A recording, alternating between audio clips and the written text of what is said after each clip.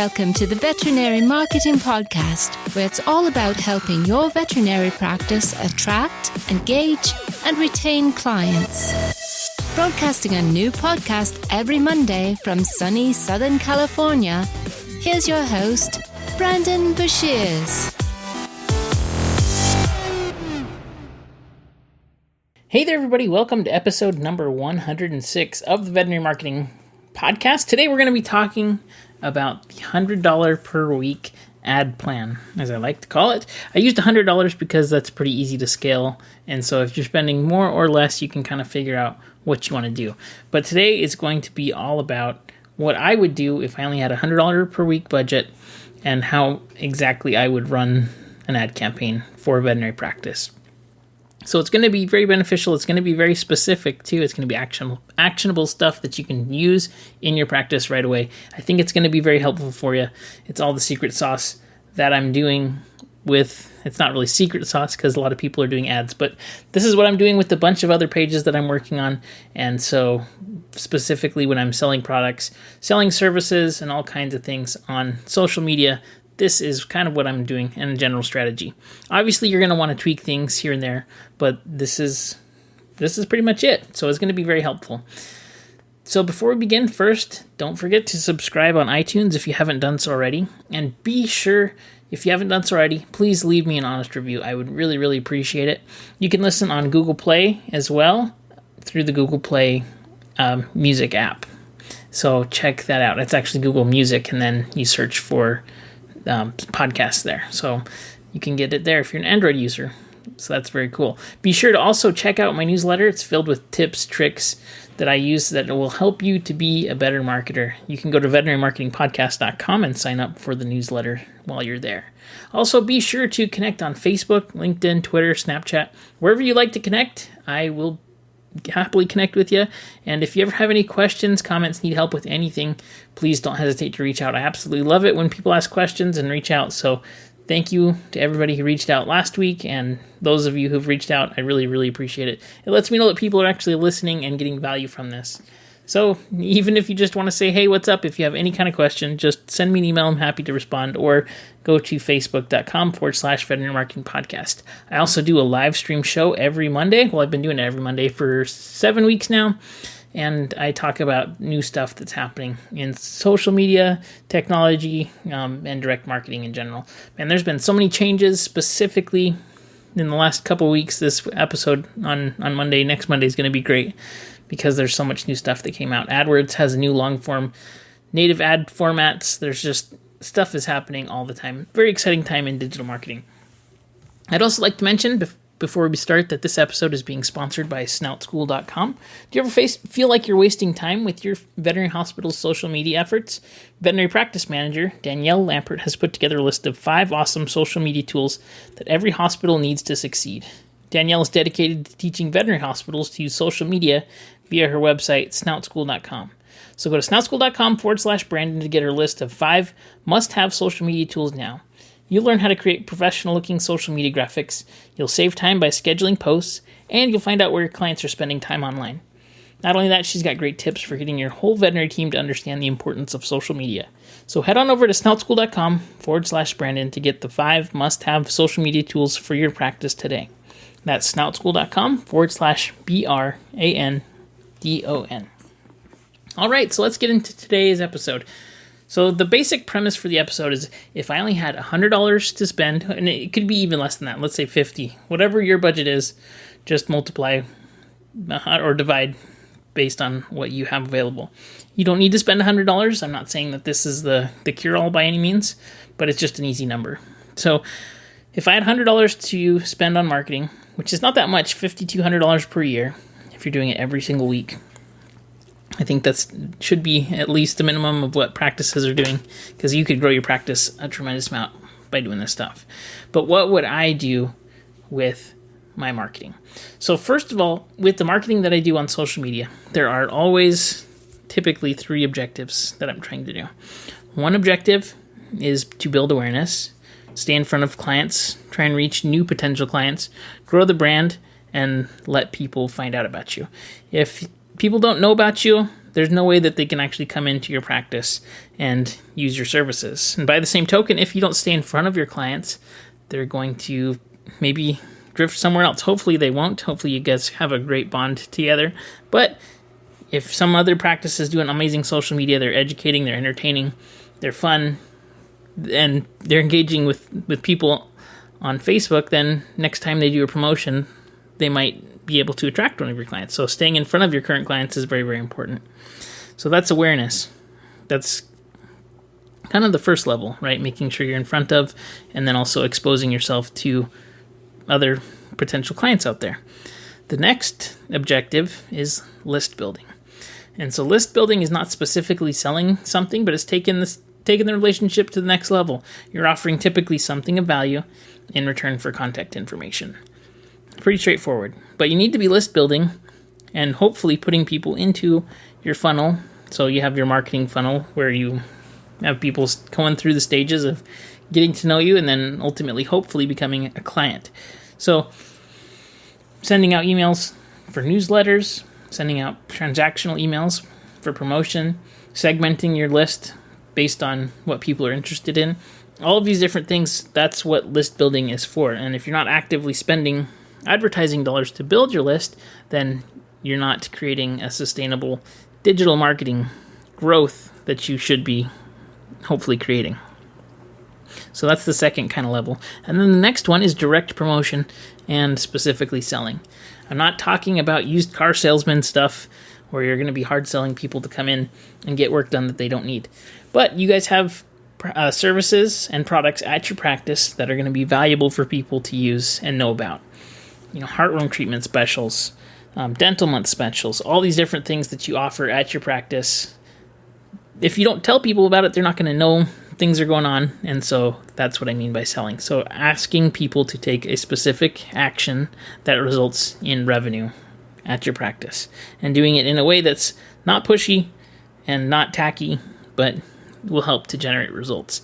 And that's kind of just, you need to be actually spending money on things that are going to generate revenue so you can measure return on investment.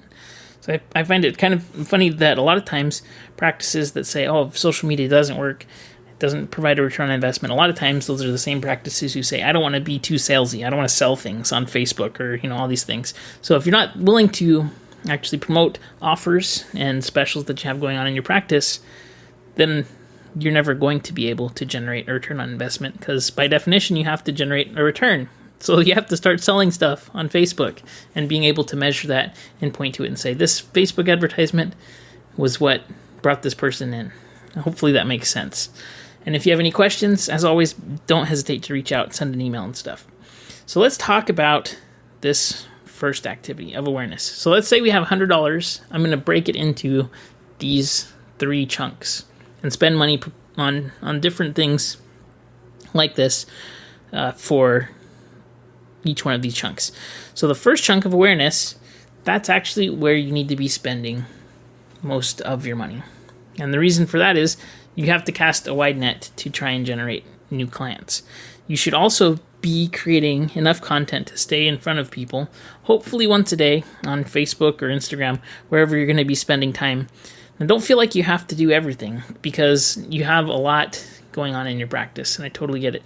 If your job is not specifically just running social media, obviously I'm a huge proponent. If you can be everywhere and do a good job, if you're on Twitter, Instagram, Facebook, Snapchat, and you're actually doing all of these things well, then that's awesome. The more that you can do, the better for sure. But if you can't do all those things, you don't have time, and then also you don't have time to master it, respond to your clients and things like that, then just picking 1 or 2 is a great way to go. So I would, if I was a practice, I would do specifically Facebook and Instagram, because they have, in my opinion, the best ad product. I'm a huge fan of their ad product. It's super easy to use, and it's very, very detailed. The reporting's also very good. So I would break this into 3 chunks again. I would spend $50 on awareness, so half of the budget goes on awareness. Then $30 goes on list building, and then $20 goes on selling. Now, that might change depending on what you have going on in your practice.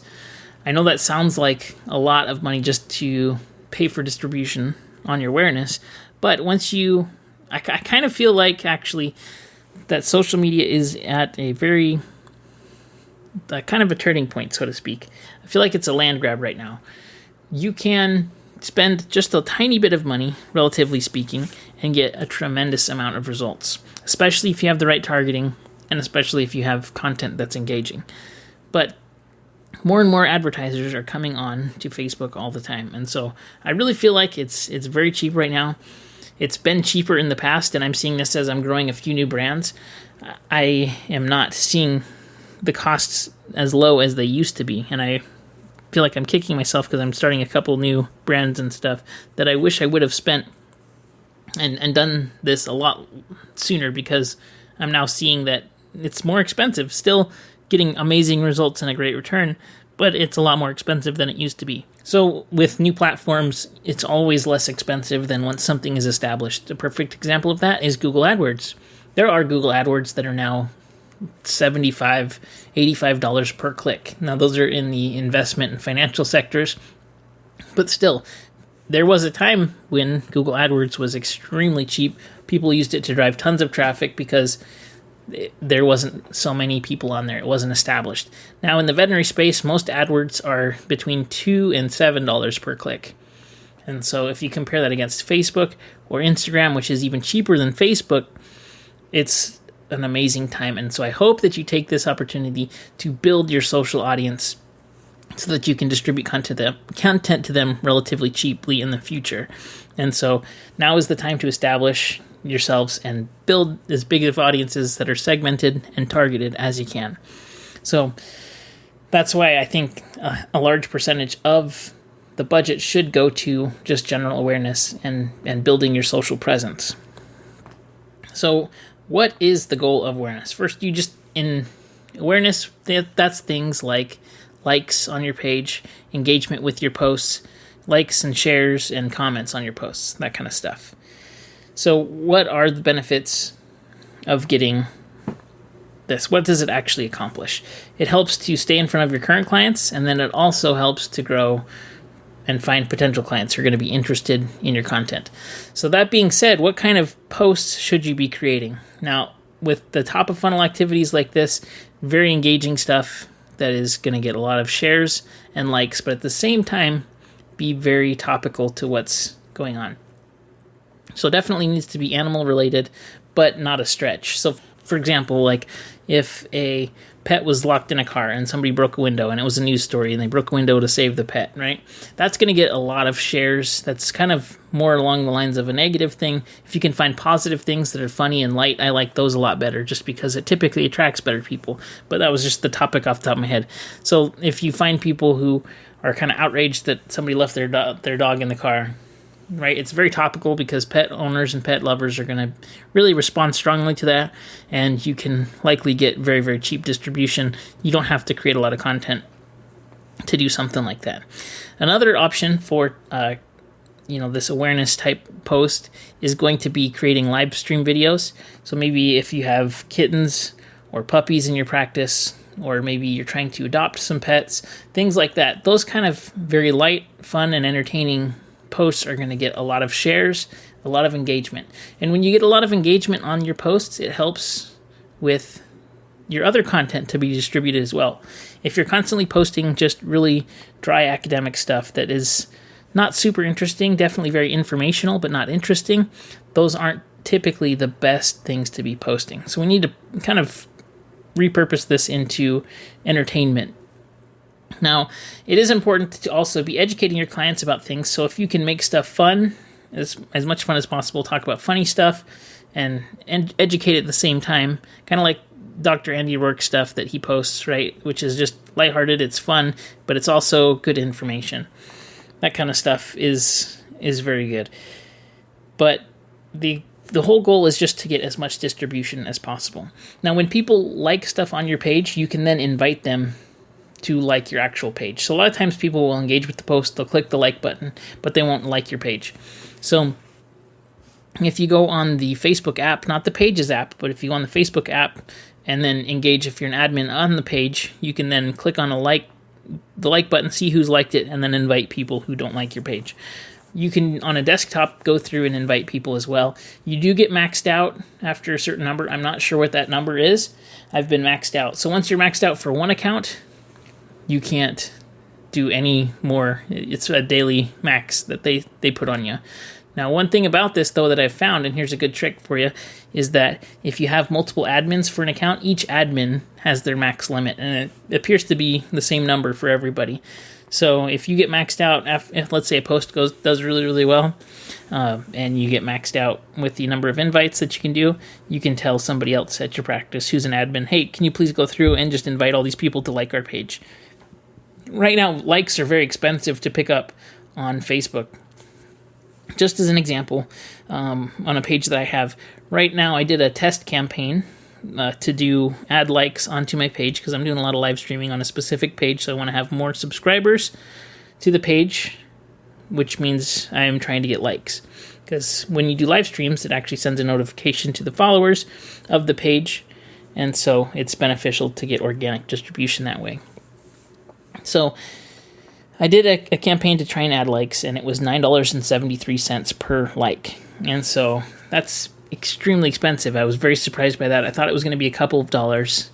A lot of the information that I'm putting out on this specific page is kind of just entertainment, and so very surprised by that. And so if I do a post and I spend $20 on, for example, promoting a post, I'll get typically 60 to 80 people liking the post, and then I can invite them, and I'll be able to pick up a bunch of likes through that, inviting them to the post, into the page through that post engagement that they did. So I'm finding that the return is a lot better in just getting the distribution out there and then going back and inviting people who like stuff. So that would be the goal there. And again, we run in the targeting that we're doing, and specifically for a veterinary practice, you're going to want to make sure that you tag in any of the content that you're posting, tag the area. Be sure to check in, because if you're doing a promotion now with the boost types that they actually have a radius boost type. So you can go through and go on a certain radius of your practice. And if you check in, it makes it local.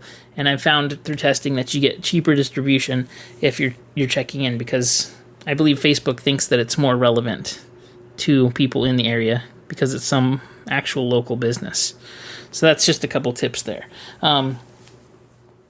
And so just creating content that's light, that's fun, and easy for people to engage with. That's the goal of this awareness phase.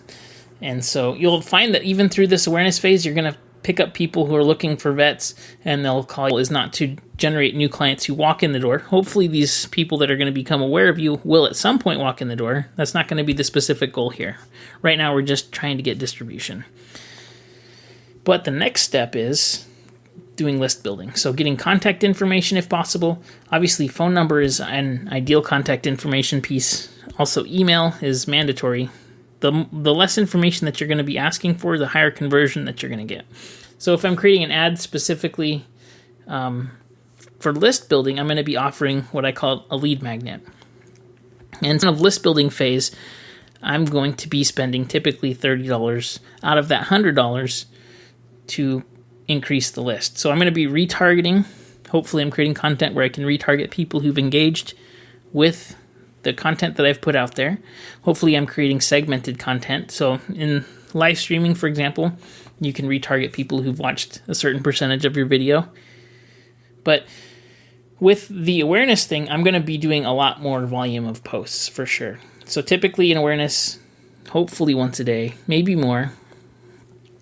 But then, like, let's say, for example, that I do 5 posts per week with the awareness stuff, and then I boost each one of those posts $10. Like, that's how I get to that $50 out of the 100, just as an example. So this next step, which is list building, I would spend $30 on. And with list building, you don't need to have so much variety of posts or advertisements that you're running. So figure out specifically what kind of lead magnets that you can offer, and lead magnets are basically irresistible offers that are going to provide value, hopefully immediate value, in exchange for a person's contact info. So, for example, a puppy training, potty training guide, or a guide about nutrition for puppies, or geriatric puppy nutrition, or a cat dental guide that tells what people need to do to make sure their cat's teeth are healthy and all kinds of things. Like if you made a guide about the best dog foods that a pet could have and why, or a review guide or something that helps people solve a specific problem that they're trying to figure out, and then they can just get that for free in exchange for their contact info. But you don't have to have a new one every day. You can use one, you can tweak it, based on how well it's working. So maybe you just create one and then boost that out for $30 a week, see how it goes, and then revise it, maybe change the topic depending on what kind of offers you have coming up. So specifically creating topical guides, though, that's going to be beneficial for segmenting and then hopefully retargeting for the offers, which we're going to talk about in a minute. But let's say that you have services for acupuncture, for example, okay?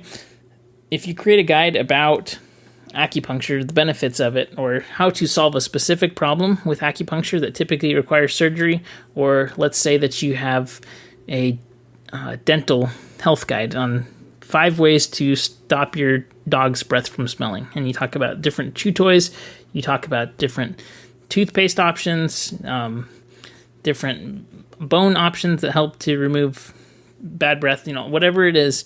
And then people who specifically request that information, that would be a great candidate to send a dental month offer to. So having segmented guides that are going to separate people based on what kind of issues they're facing, so that you can then create offers that they're going to be interested in.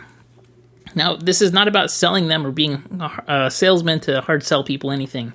If you find and can identify the people who have specific needs and then say, hey, we have this service, it's here, and by the way, we have a special. You're going to be able to sell things without being salesy and pushy. So that's really, really cool.